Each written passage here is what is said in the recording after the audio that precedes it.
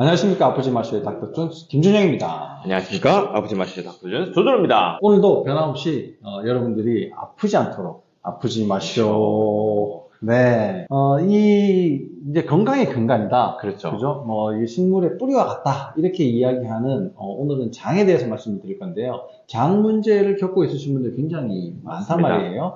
특히나, 먹어야 살 수 있지 않습니까? 그렇죠. 먹었는데 이게 소화가 안 돼. 네. 이런 분들, 소화제를 계속 먹어도 효과가 없고, 내시경을 해도 이상이 없고, 네. 이런 분들, 그럼 도대체 내가 어떻게 해야 되나? 네. 이런 분들을 위한 영상을 오늘 준비를 했습니다. 여러분들에게 많은 도움이 되셨으면 좋겠습니다. 자, 이 소화불량. 네. 누구나 겪을 수 있고요. 또 많이 먹으면 또 소화불량 네. 이제 생길 수 있는데, 이렇게 늘상 소화불량이 있다. 네. 이런 분들이 이제 많단 말이에요. 특히나 이제 젊은 사람들. 이게 그렇죠. 이제 옛날에는 진짜 이렇게 돌 씹어도 소화를 시킨다 이랬는데, 네. 이제 죽 먹어도 소화가 안 돼요. 물 마시면 체해. 이런 분들이 너무 많아졌어요. 실제로 보시면 이제 설사나 변비 이런 문제도 있을 수는 있지만 어떤 음식을 먹어도 가스가 많이 차고 더부룩하고 네. 꽉 막힌 것 같고 그래서 배가 볼록 튀어나오는 경우들도 있고 아니면 위가 만져진다고 배가 단단해져가지고 만져진다 이렇게 찾아오신 분들이 있는데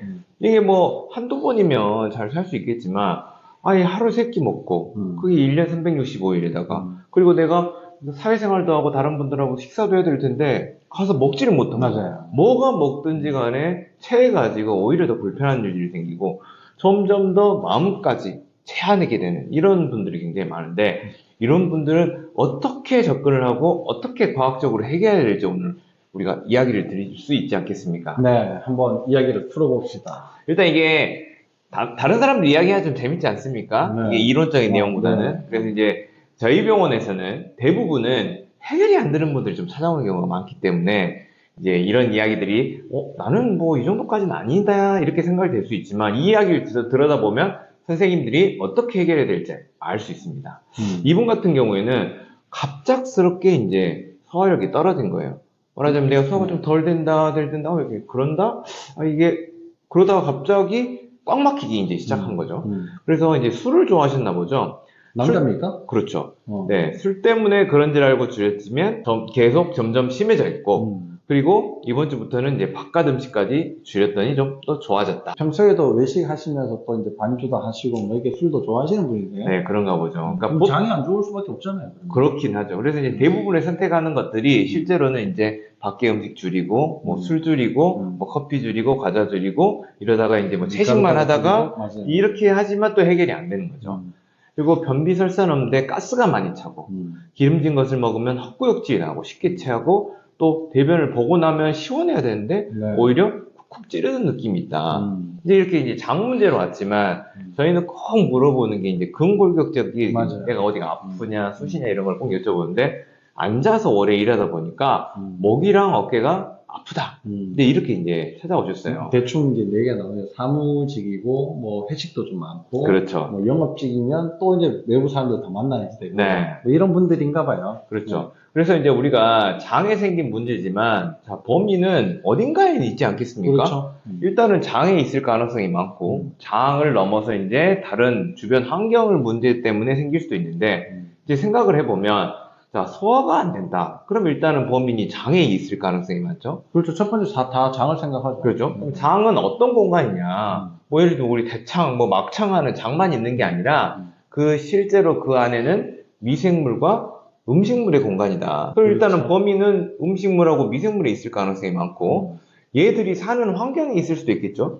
어떤 환경에 사냐? 이 쫀쫀하고 이 탄탄한 점막이라는 환경에 살아야 될 텐데, 이게 또 문제가 돼도 이런 문제들이 그렇죠. 생기겠죠. 장 점막 중요하죠. 그렇죠. 그 다음에 체했다, 얹혔다, 이런 것들은 움직임이지 않겠습니까? 그렇죠. 근데 장은 또 이런 점막으로 안으로는 이렇게 둘러싸여 있지만, 밖에서는 근육에 의한 움직임에 의해서 적당한 소화 과정이 되면 대변으로 빠져나가야 되는데, 그러면 장을 지배하는 근육, 그 다음에 근육을 움직이기 위해서는 반드시 신경이 명령을 내려야 되거든요. 맞아요. 그래서 근육과 신경의 관점에서 한번 들여다봐야 되고, 네.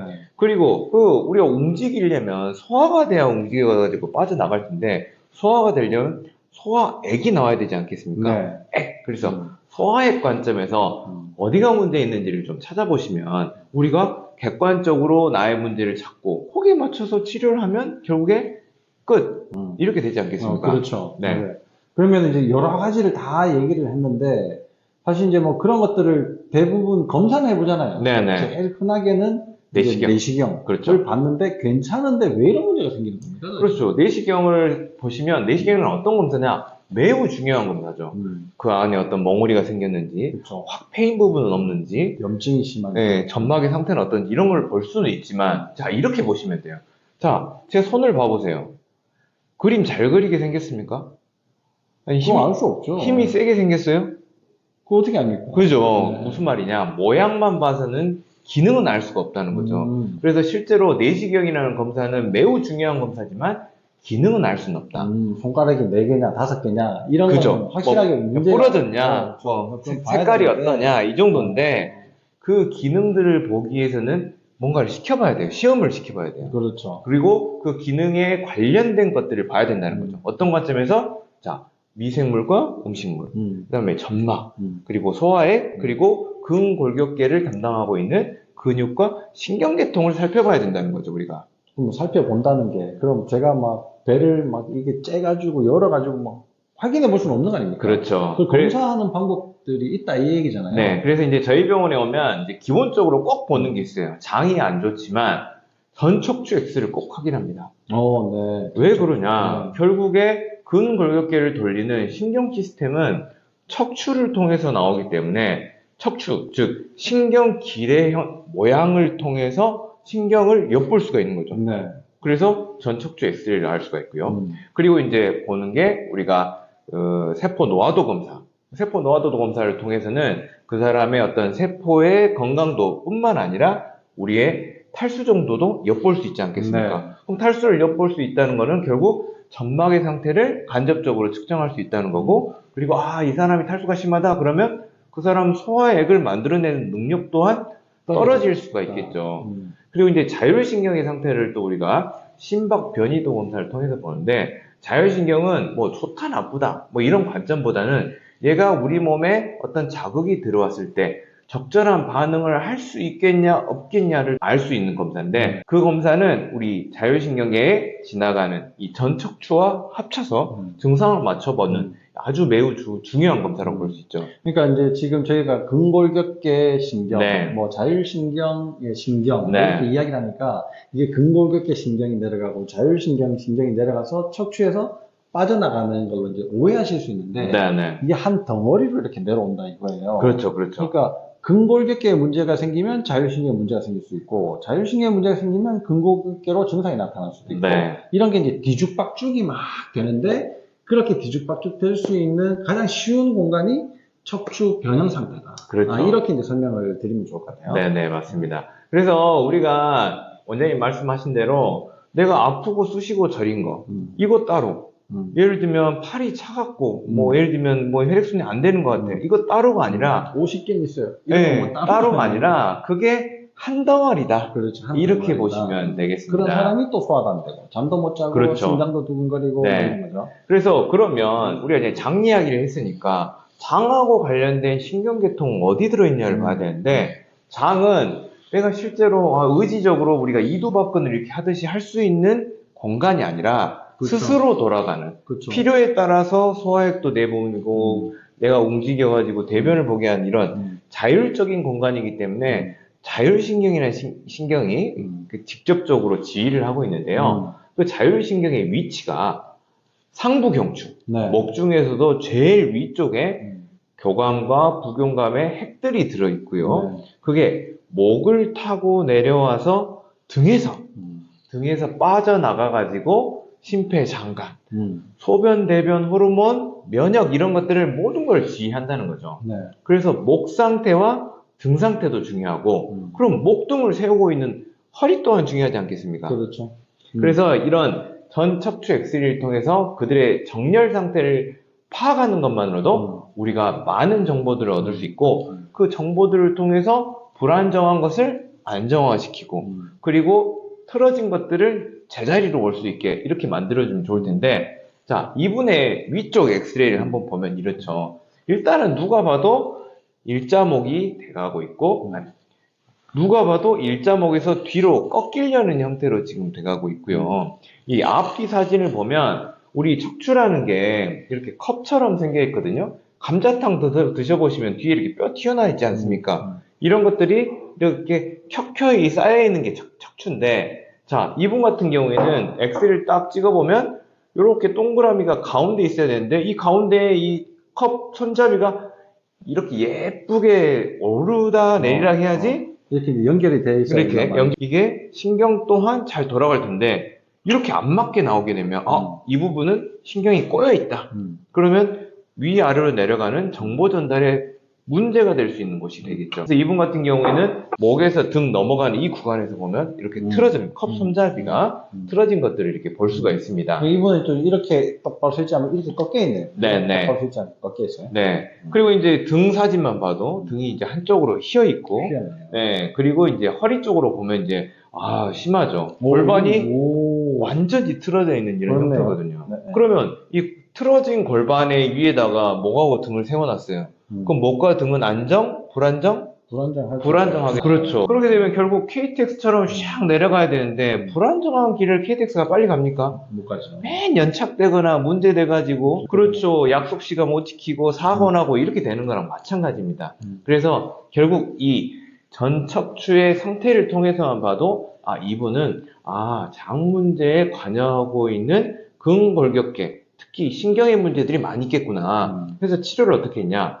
불안정한 것을 안정화시키기 위해서 NTR 프롤로, 네. 즉 척추 인대의 강화 시술을 했고, 이제 다리 길이도 다르고 골반도 틀어졌기 때문에 장 문제로 오셨지만 발 쪽에 족부 보조기를 깔렸더니 굉장히 많이 좋아지신 분입니다. 네. 그래서 내가 소화제를 먹고 또 좋다는 한방, 좋다는 어떤 큰 병원을 찾아가도 내가 해결이 안 된다. 그럴 때는 꼭 근골격계를 보는 이런 자율신경 관점에서 보는 시각을 꼭 가져보시기를 좀 말씀드리고 싶습니다. 그러니까 이제 이렇게 말씀을 드려도 네. 사실 이게 뭐 많은 분들이 다 이해하기는 쉽지 않은 내용이긴 한데, 내가 어디가 뻐근하고 불편해서 정형외과에서 사진 한번 찍었다. 네. 그런데 난 소화가 안 돼. 네. 그런 분들은 꼭 척추 사진 한번 찍어보는 게 좋아요. 네. 그러면 척추는 그렇게 사진을 찍어서 검사를 하면 되고, 네. 뭐 균이 있네, 뭐 아까 뭐 음식을 어떻게 해야 되네, 막 이런 이야기들을 막 했잖아요. 그렇죠. 그럼 그런 거는 또 어떻게 검사합니까? 자, 1차적으로는 제일 가능성이 있는 게 이제 미생물과 우리 음식물 문제지 않겠습니까? 네, 네. 근데 음식물을 뭐 하나씩 먹여가지고 뭐 일주일씩 해가지고 뭐 사육시켜 볼 수는 없는 거고. 그렇죠. 그 언제 다 미생물을 검사합니까? 우리 뭐 몸을 들어가가지고 뭐 현미경을 들고 들어가서 볼 수도 없는 일이고. 네. 그래서 혈액 검사와 소변 검사를 통해서 이런 것들을 간접적으로 추정해 볼 수 있는데. 비교적 간단하게 검사할 수 있네요. 그렇죠. 내시경은 일이 많은데. 네, 맞습니다. 그래서 혈액 검사를 통해서는 내가 어떤 음식에 특정하게 반응하는지 음식물 알레르기 검사를 급성과 지연성을 바로 확인할 수가 있고요. 그렇게 되면 결국에 알레르기가 있다. 그거는 나 가까이 있을수록 나를 짜증나게 하는 거. 이걸 먹을수록 장을 화가 나게 하는 이런 음식들은 당연히 피해야 되겠죠. 그리고 이제 미생물 같은 경우에는 미생물, 우리가 살아있는 셋보다 보통 그러면 이제 우리 유기물이라고 하고, 네. 유기물은 반드시 신진대사를 해야 되기 때문에 신진대사 후에 생긴 찌꺼기인 유기산이라는 걸 만들어내는데, 그게 이제 소변을 통해서 받는 거죠. 이게 말하자면 우리 어떤 범죄 현장이 생겼을 때 우리 경찰들이 가가지고 뭐부터 합니까? 막 쓰레기통도 뒤져보고 이 사람이 카드를 어디 썼는지 확인도 해보고 이렇게 후 추적해 나가듯이 이런 찌꺼기를 통해서 나오지 않아야 되는 것들, 그리고 조금만 나와야 되는데 많이 나오는 것들, 이런 것들을 확인해 보면 이 사람의 대사 상태뿐만 아니라 그리고 장의 미생물 상태, 해독의 상태들을 우리가 간접적으로 추정해 볼 수 있죠. 그거 이름이 유기산 대사균형 검사. 이것도 뭐 소변만 보면 볼 수 있는 아주 쉬운 검사가 되겠습니다. 그래서 이분 같은 경우에 보시면 일단 음식물 그 지연성 알레르기 검사를 보면 1, 2, 3, 4단계가 나왔고요. 이게 단계가 높을수록 실제로는 더 나를 짜증나게 하는 이런 음식들인데, 4단계만 봐도 계란, 우유, 아몬드, 그리고 3단계 보면 이런 밀, 치즈, 요구르트, 우유 보면 유제품 계열과 이런 계란, 이런 밀가루, 뭐 이런 계열들에서 이제 문제를 많이 일으킬 수 있으니까 이런 음식만 피해도 실제로는 한 단계 이상 무조건 장이 좋아집니다. 그렇지 않습니까? 네. 그리고 이제 이게 소변을 통해서 대사균형 검사를 보는 유기산 대사균형 검사의 결과인데 이쪽 보시면 제일 독하다는 쉽게 말하면 곰팡이, 무좀균이죠. 이런 것들이 우리 몸 안에 문제를 장 안에 살고 있죠. 일으키고 있을 가능성이 많고 이렇게 장이 지저분하다 보니까 결국에는 간이 해야 될 일이 많죠. 그래서 해독 지표 또한 이렇게 빨간색이 이렇게 보이는 이렇게 많은 것들을 볼 수 있는 이런 검사가 되겠습니다. 그래서 우리가 정리를 해보면 일단 음식물과 미생물 그리고 점막의 상태는 탈수의 정도를 좀 확인해 보는 게 굉장히 중요하겠다. 그리고 세 번째는 이 모든 것들을 지휘하는 것들 자율신경인데 자율신경을 엿볼 수 있는 것은 결국 척추의 상태다. 그래서 전 척추 엑스레이만 찍어봐도 MRI는 나중에 뭐 필요하면 찍어보시되 그 전 척추 엑스레이만 통해서도 여러분의 기능을 훨씬 더 깊게 관찰할 수 있다는 것을 오늘은 꼭 전달드리고 싶습니다. 아, 네. 지금 이제 사례를 이제 들어가면서 이제 이런 것들도 소화 불량의 원인이 될 수 있다. 네. 이렇게 이제 말씀을 드렸는데, 저희가 2부에서는 조금 더 이걸 좀 자세하게 좀 뜯어가지고, 네. 다시 여러분들이 먹기 좋게 네. 스테이크를 좀 썰어가지고 네, 드리도록 하겠습니다. 2부에서 여러분 좀 더 자세한 내용들을 들어보시면 훨씬 더 도움이 될 거라고 생각합니다. 2부에서 뵙도록 하겠습니다. 감사합니다.